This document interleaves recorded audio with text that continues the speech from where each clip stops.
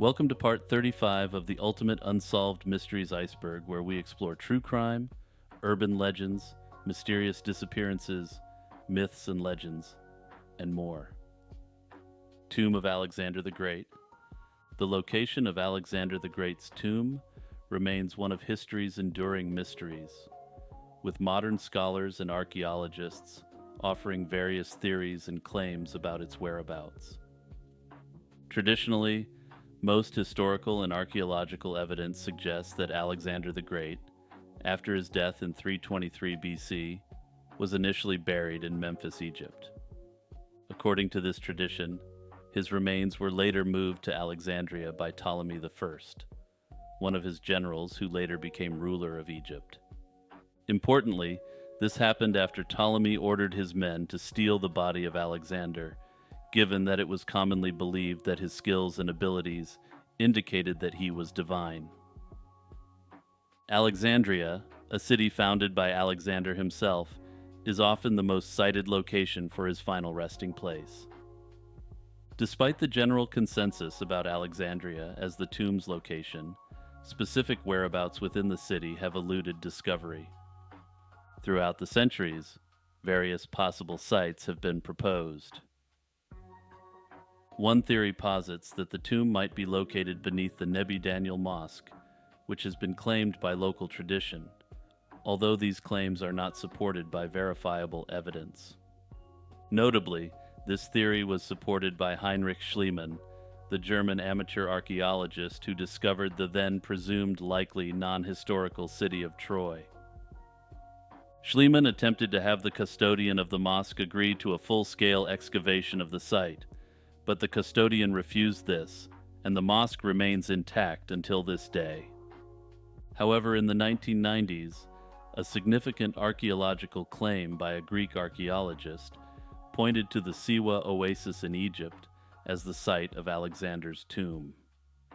The archaeologist identified a large royal tomb with inscriptions and carvings that she believed belonged to Alexander. However, her claim was met with skepticism from the academic community and the Greek and Egyptian governments, eventually leading to the cessation of her excavation work.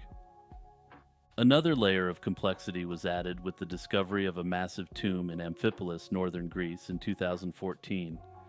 While initially thought to be a potential site for Alexander's burial, subsequent research indicated it was more likely a tomb for a high-ranking Macedonian official and not for Alexander himself.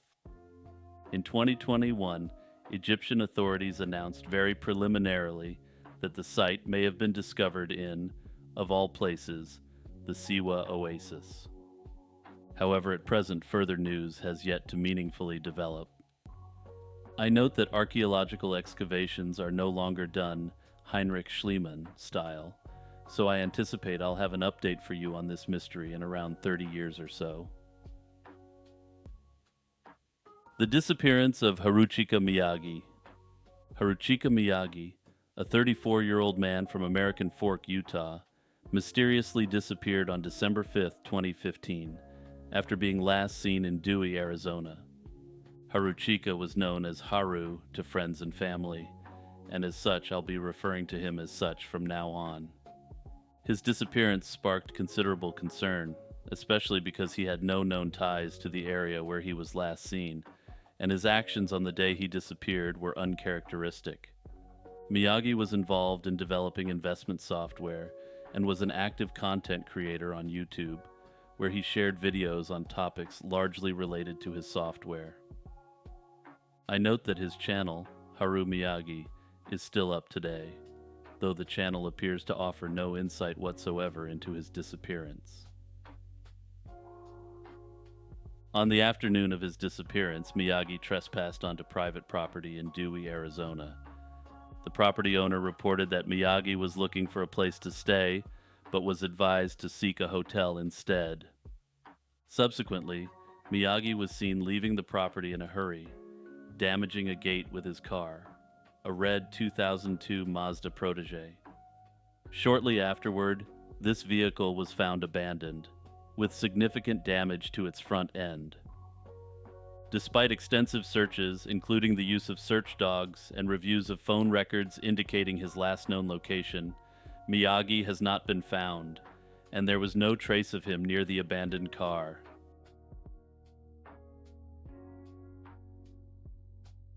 Garloids. The Garloids are a modern internet urban legend that emerged from the depths of 4chan. This legend centers around a peculiar image of a man filling a pig's stomach with tap water, ambiguously dubbed a garloid. This image first appeared in a culinary blog post about cooking ponce, a Cajun dish involving a stuffed pig's stomach. The blogger described testing the stitches of the stomach by filling it with water, which inadvertently led to the creation of the garloid image when shared out of context on 4chan on October 31st, 2020. The term garloid quickly caught on, with users on 4chan and Reddit speculating and joking about its meaning and characteristics. An Urban Dictionary entry defined a garloid as a biological construct with mammalian traits but plant-like organization, purportedly producing a milk-like substance. This definition added to the creature's mystique, suggesting that garloids require special care, particularly avoiding tap water, which supposedly degrades their health and milk quality. Notably, a subreddit popped up discussing ways to get the most quote-unquote milk from your garloid. Given the unusual appearance of these so-called creatures, many outsiders believe that the garloid phenomenon is actually real, contributing to the urban legend. The Koto Furunushi. The Koto Furunushi is a yokai, a creature from Japanese folklore, recognized for its association with the koto, Japan's national instrument. The koto is a traditional Japanese stringed musical instrument, similar to a zither. It typically has 13 strings that are stretched over a long, hollow wooden body, played by plucking with the fingertips or picks attached to the fingers. The koto produces a distinctive resonant sound integral to various forms of Japanese music. This entity is categorized within a group of yokai known as tsukumogami. Tsukumogami are artifacts or household items that have acquired a spirit after 100 years of existence. The Koto Furunushi represents the spirit of an old koto that has manifested itself into a yokai after being neglected or forgotten. This transformation is a common theme in the lore surrounding Tsukumogami, where objects, once cherished and then set aside, gain a new life as spirits with their unique personalities and characteristics. This is based on the animistic belief derived from Shinto folk beliefs that all objects have a spirit or essence. The Koto Furunushi, unlike many other yokai, is not typically malevolent. Instead, these creatures are more often characterized by their desire to make their presence felt or to express grievances about their neglect. The Koto Furunushi will generally act mischievously, playing a beautiful song just within earshot of individuals, but slowly stopping as they get closer to the source.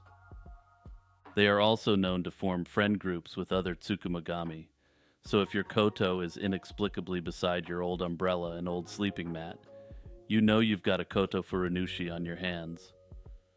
But that's okay, because seriously, unlike basically every other yokai covered in this series, there's literally no downside to cohabitating with one of these creatures.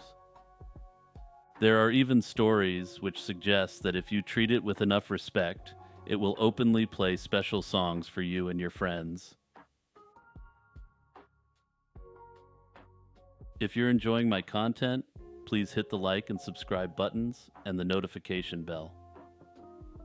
My goal is to make the most extensive iceberg series in YouTube history, and I want you along for the ride. Also, if you really want to take it to the next level, please consider signing up for a YouTube membership or a Patreon membership. You can support for as little as 99 cents a month.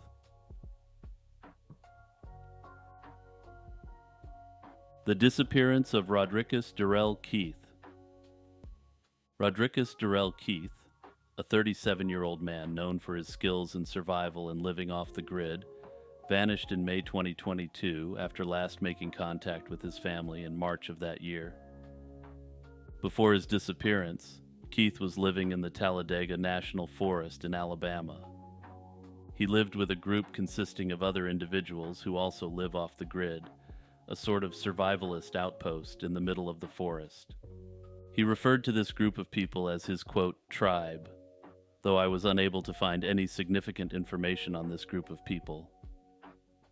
However, from the context it appears that this group of people represented a like-minded group of survivalists, or as like-minded as such a group can be. I note that reading between the lines, this group appears to be known by authorities. His lifestyle involved extended periods without typical societal contact, though he consistently maintained communication with his family during such times. According to authorities and his family, this makes his current silence both unusual and concerning. The details of Keith's disappearance started with him leaving the group he was living with in May.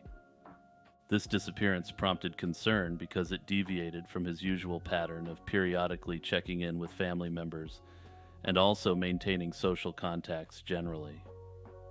Given the lack of concrete evidence or sightings, multiple theories have emerged. One prevalent idea is that Keith might have chosen to isolate himself even further from any form of civilization. This theory is supported by his previous behaviors and expertise in living in harsh, remote conditions. Another theory considers the possibility of an accident or an encounter with wildlife, which is plausible given his last known whereabouts. Others have speculated that Keith may have met with foul play, a theory that unfortunately does seem plausible as well. Keith's family remains extremely concerned about his whereabouts and well-being. If you have any information about Keith's whereabouts, I urge you to reach out to the Talladega County Sheriff's Office. The Isabella Stewart Gardner Museum Heist.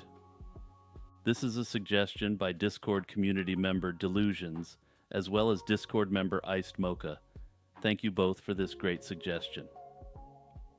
In the early hours of March 18, 1990, an audacious art heist unfolded at the Isabella Stewart Gardner Museum in Boston, marking one of the most significant unsolved mysteries in the modern art world.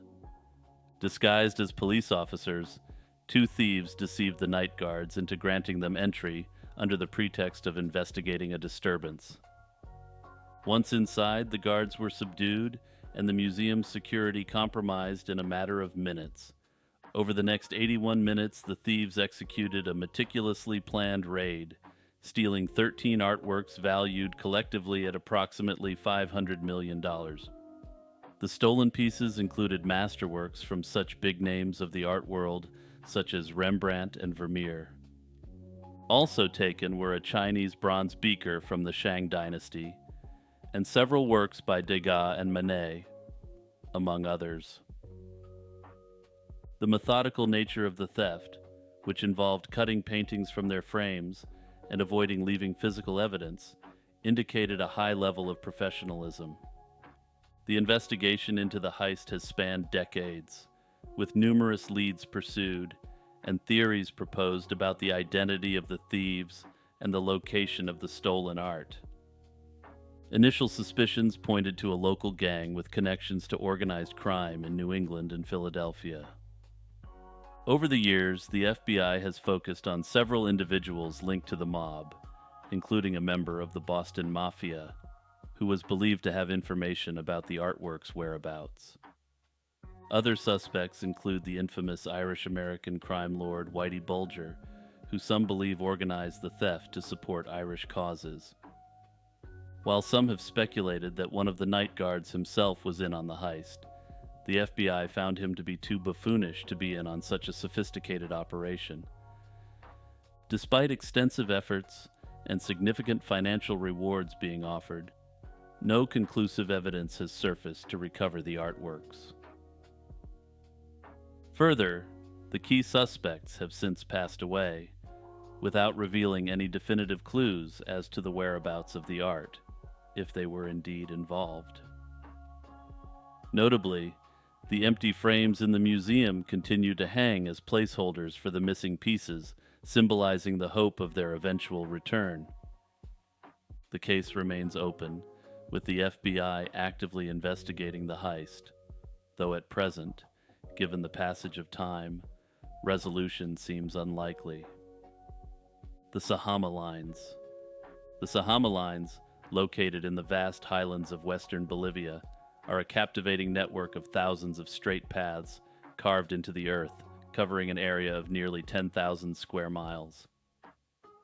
These ancient lines, visible only from the air, have been the subject of intrigue and speculation due to their size and precision. Historically, the origins of the Sajama Lines remain a mystery. While they are believed to have been created by indigenous peoples living near the Sajama volcano over 3,000 years ago, the exact purpose of these geoglyphs is still not fully understood. Unlike the Nazca lines in Peru, which include depictions of animals and other figures, the Sajama lines primarily consist of straightforward paths and geometric shapes. This has led to various interpretations of their use and significance. One theory suggests that the lines served astronomical purposes. It is believed that these lines may have been used to mark celestial events like solstices and equinoxes, helping ancient peoples to understand and predict seasonal changes critical for agricultural practices. This astronomical alignment suggests a sophisticated knowledge of the stars and the cosmos, which was common in many ancient civilizations. Another prevailing theory is that the lines had a spiritual or ritualistic function. This is supported by the presence of shrines and burial towers along the routes, indicating their use in religious ceremonies or pilgrimages. These sacred journeys might have connected various cultural sites across the harsh landscape, creating a network of paths that held both symbolic and practical significance. Moreover, some scholars propose that the lines might have simply been practical in nature, possibly serving as guides for navigation across the high plateau. The lines connecting different villages, shrines, and water sources would have been crucial for the survival and intercommunication of various communities in such a remote and challenging environment. Recent efforts to preserve the Sajama lines include detailed mapping and analysis using geographic information systems.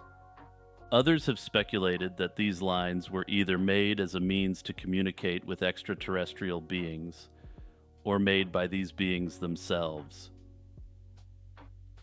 Despite these efforts, much about the Sajama lines remains a puzzle, mirroring the broader challenges of understanding prehistoric human practices and their interaction with the environment. The Quinkana. Have you ever heard the phrase, "everything in Australia is out to get you"? Well, it turns out that was true in the prehistoric era as well. The Quinkana is an extinct species of crocodile that inhabited Australia from the late Oligocene to the late Pleistocene era, approximately 24 million to 40,000 years ago. These creatures are differentiated notably from modern crocodilians by several distinct physical and behavioral traits. Named after mythical beings from Aboriginal Australian folklore, the Quinkana was characterized by long legs adapted for running on land. This suggests that this croc was a terrestrial predator rather than semi-aquatic, or largely aquatic like today's crocodiles. This adaptation likely allowed the Quinkana to chase down prey across the Australian landscapes, unlike its water-dwelling counterparts who rely on aquatic ambush techniques. Some evidence suggests that certain individuals could grow up to 6 meters, making it one of the largest predators in its environment. It remains unknown at present whether the Quinkana was fully terrestrial and completely adapted for life on land, or whether it was partly aquatic. However, the fossil record indicates a number of these creatures have been discovered in water-adjacent areas, suggesting they weren't entirely divorced from the watery homes of their ancestors. Some experts have suggested that the Quinkana was fully terrestrial and that competitive pressures from massive saltwater and freshwater crocodiles drove these creatures to potentially adopt this lifestyle. Further, the extinction of the Quinkana, like many other Australian megafauna, remains a subject of scientific debate. Its extinction correlates with the broader decline and disappearance of large vertebrates across Australia approximately 40,000 years ago. Some scientists speculate that this phenomenon was linked to a combination of changing climate conditions as well as the activities of a recently arrived species, human beings. The Pascagoula Alien Abduction. The Pascagoula Alien Abduction is a UFO encounter that occurred on the night of October 11, 1973. This incident involved Charles Hickson and Calvin Parker, who reported being abducted by extraterrestrials while fishing along the Pascagoula River in Mississippi. On that evening, after finishing work at a local shipyard, Hickson, aged 42, and Parker, aged 19, decided to go fishing.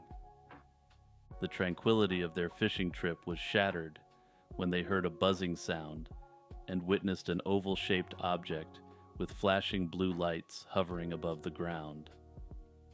According to their accounts, 3 creatures with robotic humanoid appearances emerged from the craft. Parker reportedly fainted due to the shock, and Hickson claimed that they were both floated aboard the craft by these beings. Inside the UFO, Hickson described being examined by a mechanical eye-like device, which seemed to scan his body. Parker later recounted similar experiences, though he had initially reported passing out. The entire ordeal lasted approximately 20 minutes, after which they were returned unharmed to their original location on the riverbank. No loss of time was reported, as is common in these sorts of events. Further, the description of the beings given in this event were not the standard gray aliens, or other such common alien archetypes. Immediately after the incident, Hickson and Parker sought help from local authorities. They first contacted Keesler Air Force Base and were redirected to the Jackson County Sheriff's Department. The sheriff, suspecting a hoax, secretly recorded their conversation, hoping to capture them confessing to a prank. However, the recording only captured their genuine distress and confusion about the event. The case quickly attracted widespread media attention and became a significant subject within UFO research circles. The Pascagoula incident is particularly notable because of the detailed physical descriptions of the abductors. Over the years, this incident has been subject to skepticism and numerous investigations. Some believe that this was a legitimate close encounter, citing others seeing strange lights in the area as proof of this. Some researchers suggest that the abduction experience could have been a case of hypnagogia, a psychological phenomenon involving hallucinations between wakefulness and sleep. Others, however, consider the emotional distress and consistency in Hickson and Parker's accounts as indicative of an actual extraterrestrial encounter. Others have speculated that Parker was suggestible and just went along with what Hickson experienced. Both men maintained their stories until their respective passings, with Parker appearing to be particularly distraught when describing the encounter in interviews. Further, Parker suffered mental health problems throughout his life, which he attributed to the uncanny nature of the experience. Whatever your view on UFOs and aliens, it's hard to conclude that these two didn't at least subjectively believe in their experience. The Kushtaka. The Kushtaka, often referred to as the Land Otter Man, is a central figure in the folklore of the Tlingit people of the Pacific Northwest coast. This creature is known for its shape-shifting abilities, commonly taking the form of an otter or human, and sometimes other animals, depending on the account. Notably, the true form of the creature appears to be unknown, with no agreement as to what it actually is. The legends describe Kushtakas as generally malevolent beings that lure people into danger. However, on occasion, they have been known to assist those lost in the wilderness. Historically, the Kushtaka tales served as cautionary stories, often told by mothers to their children to keep them away from the dangers of the wilderness and waterways. According to the legends, Kushtakas could mimic the cries of a baby or the screams of a woman to attract their victims. Contemporary accounts are rare, though they are still spotted on occasion. Further, given the spiritual and esoteric significance, it is unclear that sightings would be widely reported regardless. The Zone of Silence. In Mexico, the term Silent Zone is used to refer to the supposedly mysterious Mapimi Silent Zone. It measures only 50 kilometers across, and it is located in the Mapimi Biosphere Reserve, a huge, mostly uninhabited expanse of almost 400,000 hectares. This region is known for its mysterious magnetic anomalies and supposed paranormal activity. The Zone of Silence was coined in 1966 when an oil company expedition encountered issues with radio communications in the area. Faced with these persistent issues during the expedition, the leader of the expedition is said to have dubbed the area the Zone of Silence. However, it gained significantly more international attention due to an event in July 1970. An Athena test rocket launched from the Green River Launch Complex in Utah towards the White Sands Missile Range in New Mexico lost control and crashed in the area. The U.S. Air Force conducted an extensive recovery operation, which some believe was actually cover for investigating the Zone of Silence. According to the lore, the Zone of Silence encounters these radio frequency problems due to extraterrestrial activity in the area. Make sure to like, subscribe, and hit that notification bell if you haven't done so already. As usual, I love you all and thank you all for your support. I really appreciate how many of you have come to enjoy my content.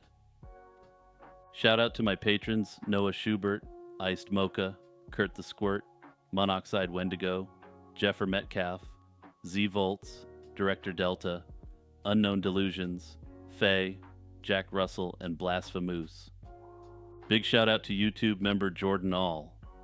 Until next time, stay safe and healthy. Peace out, everyone.